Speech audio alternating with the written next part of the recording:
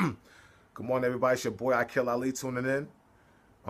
Early conversation, man. I'm just gonna really sit here and I'm gonna use a lot of analogies because I believe that analogies really help people understand things in a better light instead of me just trying to explain something and hoping that you get it. I wanna use an analogy about communication, team unity, and how costly separation can be to a people. For instance, when I was younger, right, I used to play Pop Warner football for the Mount Vernon Razorbacks. And my team was a predominantly black team, all black team rather, mainly from the ghetto. And we were highly athletic. And we would win and we would go undefeated and unscored upon. And we would beat up on all the teams from up and down state. And then it'll always come down to us playing them rich white boys. Now, when I mean rich white boys, I'm not speaking about the color of their skin. I'm speaking about the privilege, the white privilege, the rich kids, you know. And we would go up there and we would play them. And every time we would play the rich white kids, we would always lose. But what I took out of those specific games was this, that football was a system. And to a certain extent, they controlled the rules. The referees were white. The team was white. The coaches were white. The league was white. It was ran by a white owner. Everything was white. So this all-black team is coming up there to play an all-white team, but we're part of an all-white system. So we would go up there, and we were more powerful, more athletic, more fast. We were better than those teams. But they always figured out a way to neutralize my team. And now that I'm older, I understand the system and how it trickled down. We would go up there, we would play them. We would score first play of the game. They would call it back. They would call clipping. We would then call another play, and we would score on them again. They would call holding. Then we would start arguing and start pointing our fingers, and then we would punt the ball, and then we'll play this other team, and they would just have no penalties. They would run the same plays over and over again and force you to stop what they're doing. They will always move at one heartbeat. They never argued. They had team unity. And also, you know, you have the refs and you have everybody working for you. So it was a system. It was a system that my team was a part of, and we didn't understand how to learn how to win in that system. So year in and year out, the same thing would happen to all the black teams. We would go undefeated and unscored upon, and then we would go up there and play the white boys, and they would beat us. But they didn't beat us physically. They would beat us mentally. And they would beat us due to an oppressive nature of having a system in store and in place for them.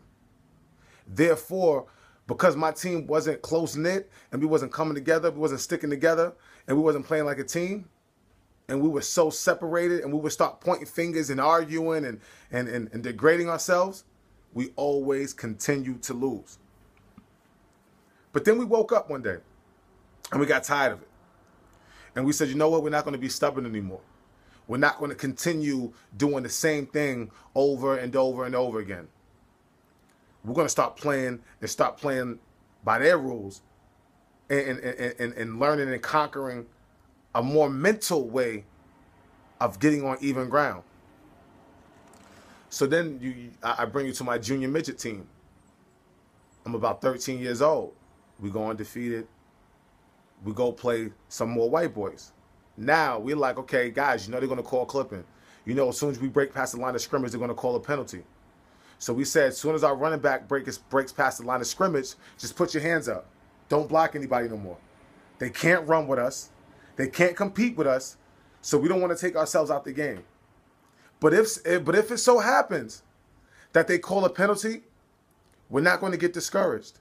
We're going to come together and we're going to score again.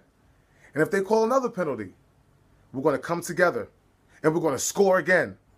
And if they keep calling penalties, we're going to keep lining back up. We're not going to complain. We're going to stick together. We're going to communicate. And we're going to score again. And when we played that game, they called back like our first 3 touchdowns. And we just kept our poise. And we stopped them. You can't lose a game if the other team doesn't score. So they tried to call penalties. They tried to move these guys all the way up to the goal line. And we stopped them. We shut them out. We learned that these people were being protected by a system. We learned that our ignorance was the key to our demise.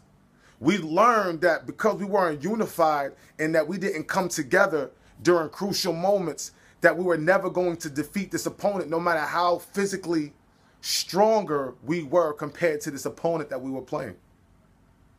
So now I bring you to Darren Wilson. Darren Wilson is part of a team. He's protected in a system that's fit for him. Follow me. We continue to think that this system is going to help us or is going to be equal. But then you got to ask yourself simple questions like this. When has the system ever been equal? When has it ever been fair? When you look at a police officer, he's part of a team. He's part of a system, and he's protected by an organized system. So at the end of the day, you have an oppressed people, a confused people, and oppressed people going against an organized team. A structured, organized team that was here before we came, that have these rules to a game that has to be played a certain way. And the only way that we're going to win in this game that these people have formulated for us is understanding all the rules, understanding the ins and the outs. Therefore, we can attack it a certain way, mentally, not physically. We've been trying to physically win for decades, to physically win against our oppressors. But see, these people are clever. They physically put themselves in position to physically dominate us. Why? Because we allowed them to come up with a gun law to take away our guns. We allowed them to imprison us wrongfully. We allowed them to come up with our ghettos and our oppressive nature, and we feed into the poison that they give us. We're like mice. We're like mice, and they have the mouse trap, and they put the best food on the trap. And some people are able to take the snack and get it and keep moving. Some people make it through. Some people slip through the cracks. But for the most part, people snatch that cheese and get caught in the trap, get caught in the trap, get caught in the trap. And then you got some mice who's saying, look, guys, don't eat the food off the trap no more.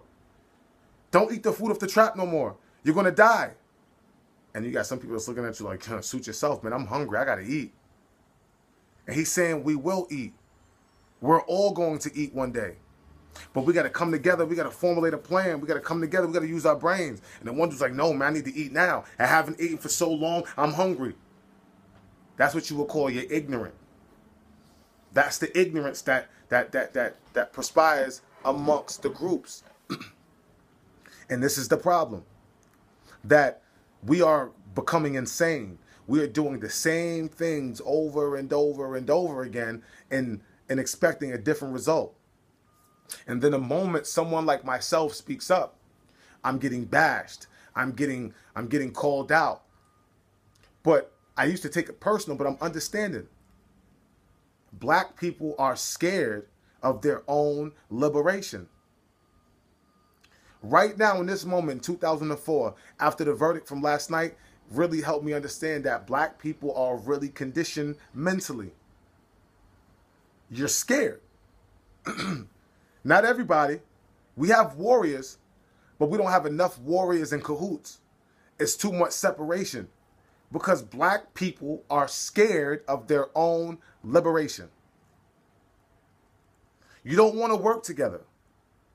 You don't want to talk. You don't want to get in cahoots. You don't want to become adjacent.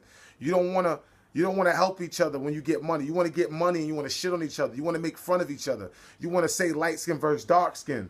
You want to degrade the woman. You want to have babies and disappear. We want to walk around like thugs with our pants down. We want to talk about Gucci, Louis, Fendi belts. All this inferior shit when we're being killed by numbers and being wrongfully accused and falsely imprisoned, not being able to get jobs, not being able to take care of our families. So I question black people. When are we going to start taking care of our own to get on even ground? I'm not saying be racist. I'm not saying don't talk to your white buddies. I'm not even really saying anything of that nature. But what I'm saying is, sometimes you got to worry about yourself to get on even ground before you worry about certain other people. For me, I have a lot of visions and a lot of things that I want to do for people. But for me to help people without me falling underwater, I have to help myself. I have to become selfish. This is why I work on myself so much. So when are we going to utilize and take the steps that the Black Panther, Marcus Garvey, Dick Gregory, Louis Farrakhan, Leo Muhammad, I mean, all these leaders, Martin Luther King, Malcolm X, Tupac, when are we going to take these methods that they used, bottle them up, and execute a plan to save us from extinction? Like, it's bigger than Black Power right now. We are being extinct. We're being terminated by numbers. See, a lot of you wouldn't know the numbers because you don't research and you don't pay attention to policy. You don't understand about people in Australia being slaves, getting killed in Britain and UK, Mexico, Africa, different countries, being enslaved, being killed. They're killing us off in numbers systematically because people really can't understand the fact that these people feel that they are superior. Do you know what superior means? When you're a white person and you believe that you're superior because of the color of your skin, that's called insecurity. Insecurity means false sense of self. So when you have a false sense of self, that can drive you crazy. So y'all keep looking at life in the physical realm, now understanding that we're dealing with a mental condition. These people are fucking cuckoo. You know what I mean? These people are low frequency. Like, you got to understand the devil that we're dealing with. Like, and until you truly understand, you're going to still be in bondage and confused. When has this system ever been fair? Why are people so confused? Why are people so separated? People should really feel ashamed. You should really feel bad after seeing Trayvon Martin, Mike Brown. You're seeing all these innocent people get killed. You're seeing all these black-on-black crime videos. You know how black-on-black crime was implemented. It was a mental condition that was installed on us from the situations that they put us in. If you put anybody in situations and you take money and make money scarce and you put drugs and you pile people on top of people, they're going to kill each other. It's called the rat effect. If you take rats and you put them in a small environment, all they're going to do is have babies and eat each other. That's what's going on in the ghetto. People always say, well, why is there black-on-black crime? It's a mental condition that people have imposed on a specific people. I don't care what color you are. If you look at trailer park trash, you take poor white people, you put them in an area and you put drugs and no money there, you're going to see white people missing teeth, looking dirty, having babies, incest, all type of devilish shit. It really has nothing to do with the color of your skin. It has something to do with the mental complexity of the situations and environment that you're implemented in. So understand the system. People always say, how's football slavery? I'll tell you how football is slavery. It's a sport ran by a white owner with white coaches and predominantly black athletes. I'll take it a step further. When you go to school at an institution like the University of Pittsburgh in Pennsylvania, Pennsylvania is like the 5th or 6th most racist state in America. Look it up. White people live by what you would call the rule of thumb, which is they know their power, they do what they can do under the power, and they're going to execute it the best way that they know how. But they're always going to stay unified. They know that their color is being dominated by melanin people, so they're smart enough to understand that we need to come together and we need to deceive these people. See, we're physically stronger, we're physically more gifted than them, but they're clever. They've tricked us. They've tricked us to go against ourselves. They've tricked us to go against our own. So when you play football, college football, you get the predominantly black athletes. Some of these coaches do more for other athletes than they do for others. That's your separation. That's where money comes in. When you have a guy and you're giving his mother, you're buying his mother a car, and you're giving that football player money, and you're putting money on his books, and he's eating better than the other slaves, he's going to walk around with his head a little bit higher. He's going to walk around feeling a little bit more entitled. House Negro. And then you're going to have your field Negroes like myself, who's working hard, competing against each other, trying to earn his way to a position, but the politics don't work in my favor.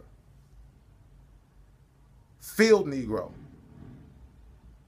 And then you got the separation where you got black people competing against each other for spots that can easily be filled up. See, the reason why a lot of people aren't in the NFL right now is because of commodity. Black people are a high commodity in the NFL, so you can get rid of another one and pick up another one. A lot of people aren't in the NFL because there's too many black people to choose from, and they know that they can just continue to choose from black people over and over and over again. This is why you see the college coaches going down south, going to Alabama, going to the hood to get the players.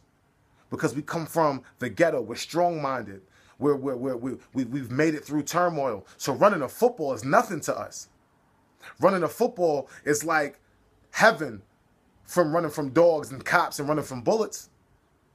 But the thing is, the intellectual, when you take a kid from the hood who's been in certain conditions and doesn't think outside the box, you can manipulate that man. This is why they get players who don't know how to read, but they know how to run a football. So they bring them to the University of Southern California and they put them in their system. And they'll give them the ball 30 times, let them run for 200, 300 yards, hoping that he can make their school money and bring the school to a bowl game. Hopefully he can make it to the NFL. If he does, that's good for him. If he doesn't, it doesn't matter because we've made billions of dollars off of him. So when this kid goes and he doesn't make it to the NFL and he doesn't graduate school because he wasn't a school kid from the gate, now this guy is forced to be implemented back into society with ego and no life skills because he's been chasing football all his life. But if he speaks up, he's always going to be downed by the football players who've benefited from the system. See, for any system to flourish, you need people to be successful in the system to blind the people who aren't successful in the system. And then you manipulate the people who aren't successful in the system to make it seem like they're ungrateful or they're unhappy. This is why there's people who can argue and say, well, the only reason why you talk about football is because you didn't make it. The reason why you talk about football is because you didn't make it to the NFL. And you're right, because it took for me not to make it, and it took for me to look at the system from an outside perspective to understand the system that I was in. And sometimes it takes for you to go through those things to understand what it is. This is why football players are slaves. Look at Ray Rice, look at Adrian Peterson. They're not bigger than the system. They will make examples out of you. And they do it over and over and over again until people learn to wake up and learn that they're more than an athlete. You have players who are 30, 40 years old, 30 years old, still trying to play NFL because it's embedded in their head, and they think that that's the only way that they could become successful in this system. When you see these coaches doing these combines, they're going and signing these kids as early as freshman year in school. Going to these guys' schools, seeing their parents, and really using their situations and the love for a sport to manipulate them. This is why you have all white owners, all white coaches, and a predominantly all black team. And this is why you have the white privilege in football also. There's always specific spots for certain white players to make it through, especially the ones who are really actually good. They're going to make it. And a lot of the predominantly white players who do make it, you have a lot of them who do go through shit because there's white people who come from, like I said, trailer park. It's not about color, it's about status. And you got the ones who are rich already, their fathers are rich, and they play football. They're decent, and they're going to make it to the NFL, and they're going to play. Because football is an 11-man game. It's a system. It runs by itself. If you have good athletes, it's a plus. If you don't, you can still get it done. This is why the Eagles can win without LaShawn McCoy, but when LaShawn McCoy is on and balling, it's like a plus. This is why running backs aren't getting paid that much anymore. I just want people to wake up and understand that this is a system and it's an oppressive nature. And until you understand it can think outside of the box, you're going to argue with your own. You're going to argue with me for pointing out the obvious, because it's going to be a knock to your reality. But your reality is a false one. We are stolen stock in an oppressive system formulated to keep you away from your true connection of the true divine.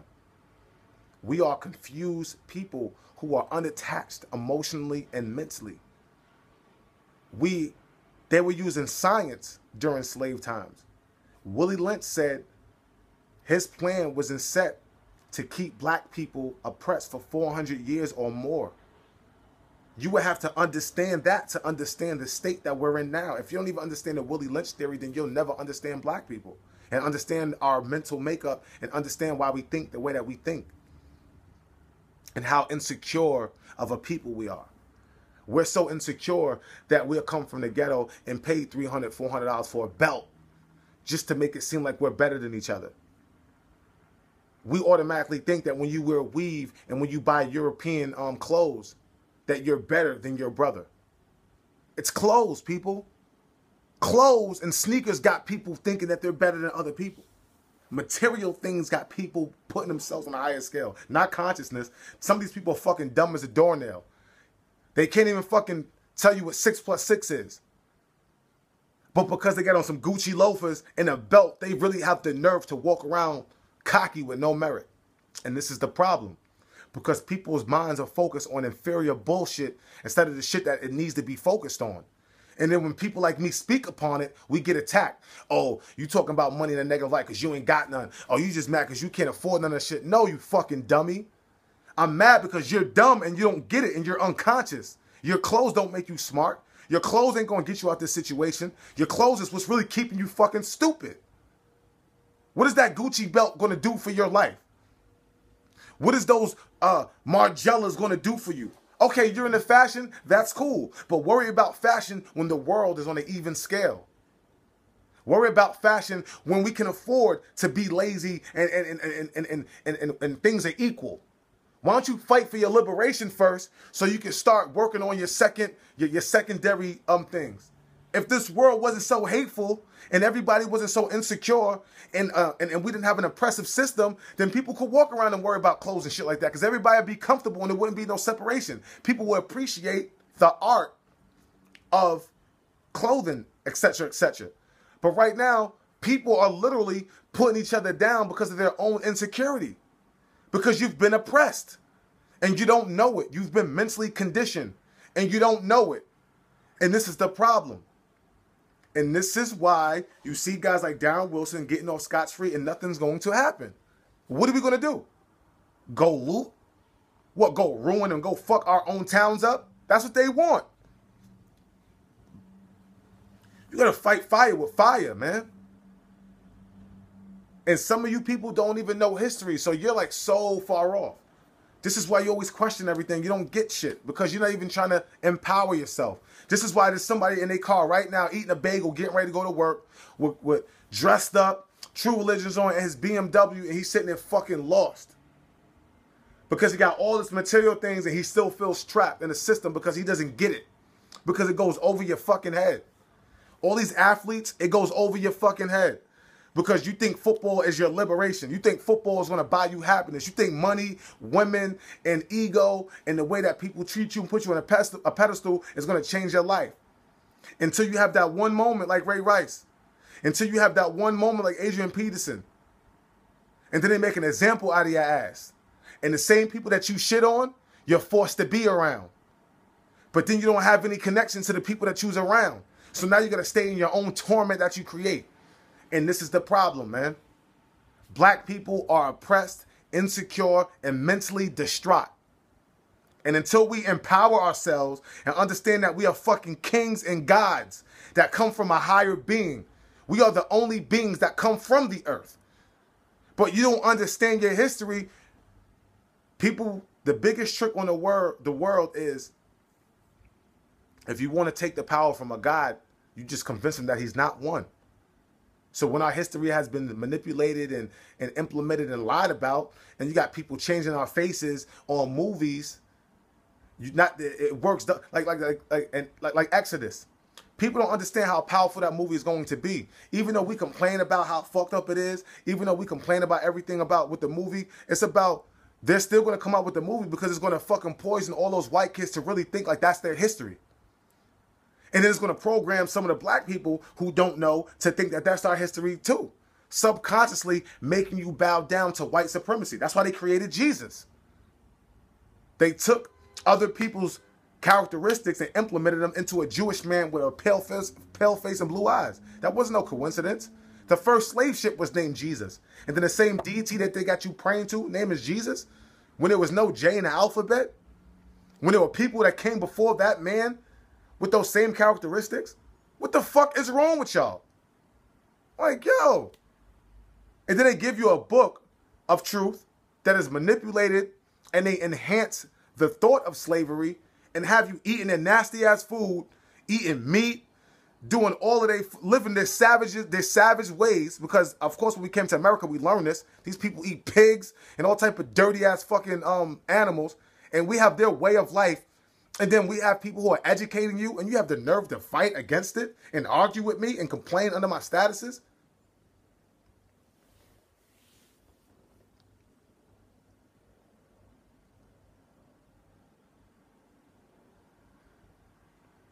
If you knew better, you'll do better. And until people start educating themselves and understand that unity is the only way that we're going to win this battle. I mean, how many movies or books do you have to read to understand? How many movies have we saw when it was always like an oppressor, a guy trying to take over the world? They're eating the people or killing them. And it's always like that one guy who's conscious enough to see what's going on. He's always trying to lead the people. But what's always the main problem? The people are scared. They're afraid. They don't know any better. And it's always a situation of events that happens, and then people fucking get motivated, and then they come together and take over the world. And these people were talking to us in movies. See, not only do you have devils who are trying to brainwash us, but you also have people who were talking to us in movies back in the days, but they changed the policies. Therefore, the movies are different now. This is why you got to watch movies with your third eye, like Hunger Games, like the gorilla movie. Planet of the Apes. There's people talking to us in these movies. But you people aren't waking up. You're not getting it. You're not getting it. You got to wake up. You got to fucking wake up, man. You got to wake up, bro. You got to wake up. You got to research. You got to come together, first of all. Start loving your own. Right now, turn to your neighbor. If he's black or whoever he is, you tell him I love you, man. You got to come together. Because it's about status. And then the sub-problem is color. Yes, there are white people who don't like black people, and there are black people who know that, and we're so scared and so distraught, we don't know who's who. So yeah, you're going to hear people rambling about white this, white that, because the white people have oppressed our people. And if you're white and you stand for the cause, then you need to be fucking fighting front line then. That way we know. Reveal yourselves. Don't sit in the cut and then start inboxing me talking about, oh, well, what are you talking about? Well, I'm a good white person. Then fucking stand on the front line with us then. Start writing statuses and start sharing my videos. Start voicing your opinions on racism then. Don't fucking sit in the cut and sit back and don't do nothing and then fucking inbox me or write on my wall talking about I'm spreading hate. When you see the same people with the same color as your fucking skin killing people off. Controlling the system. Stop coming on my page with that bullshit.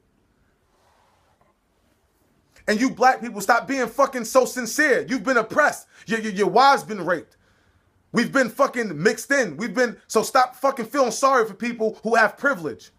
If they don't have empathy to the situation and specific situations that's going on, that should tell you right there. If your white friends aren't writing statuses about what's going on and they don't look like they're really speaking out about it, then don't fucking trust them then. Because they're half and half. They'll jump in and they'll throw Donald Sterling under the rope. They'll throw Donald Sterling and Patton and that one lady under the rug, but they won't fight for freedom on the front line when it's time to die. Stop trusting these fucking people. Because this is the reason why we fucking fucked up now. People emulating and coming into our system and fucking up everything that we're trying to create. Use energy. Mind over matter. Start using energy. Stop going by color. Understand all your white friends ain't for you and all your white friends ain't against you. But you got to figure that shit out. You got to figure it out. And white people, my white friends, I love you. I love you to death. You know that. But if you really are on the side of the oppressed, then you better start standing up. Because I best believe if it was the other way around and I was just seeing white people getting killed by black cops, I would look at my own and be like, yo, what the fuck y'all doing? Why y'all doing this to these people? That's just my human nature.